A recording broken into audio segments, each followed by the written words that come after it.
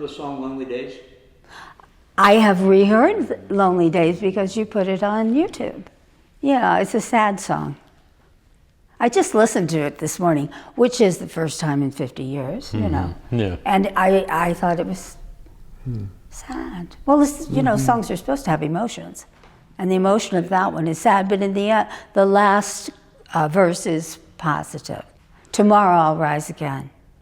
Reach out, touch, and find a friend, and maybe put an end to lonely days, yeah.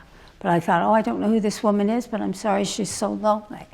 When I was doing my album, I think it was the second one, so I was young, and I did this album on my own of folk music for the church, because there was no music in English, very little, and we had changed from Latin to English. So I did this whole album, one album, and this company out in LA picked it up. They were like the bigger company for that kind of music.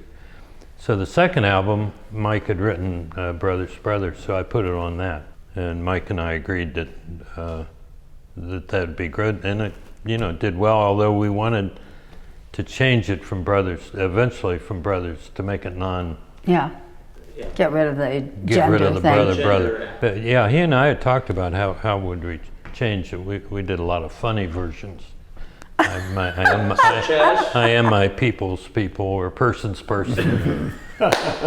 Now would be non-gendered, cisgender. I am person. they. I am they. But anyway, yeah, good tune. But yeah, we were in sync on ideas and themes for the church at that time.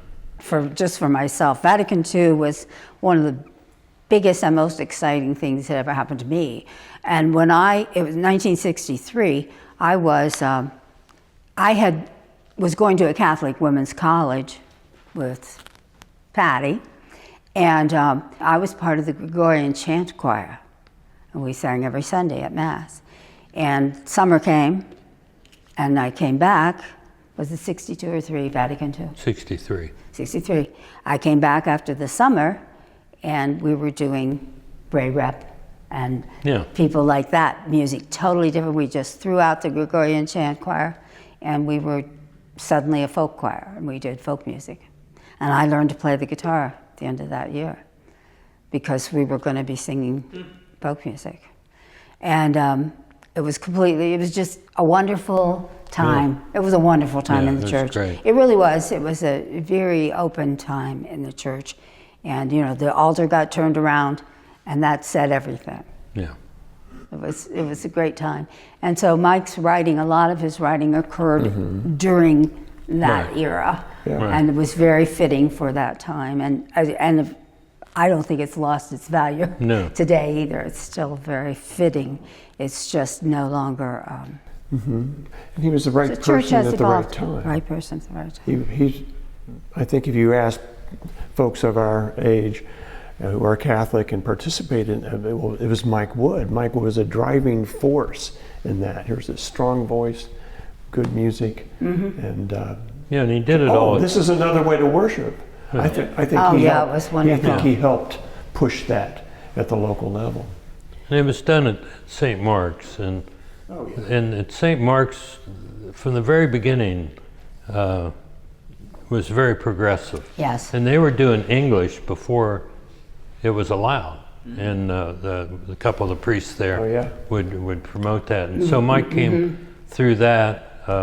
I was playing there. Maybe I met Mike there. I don't know. And people just loved it. And people loved Mike. And again, it's the whole thing that was going on in the church was just by turning that altar around, it became inclusive. Yeah. Whereas before you could watch. It's just like I was saying about performers.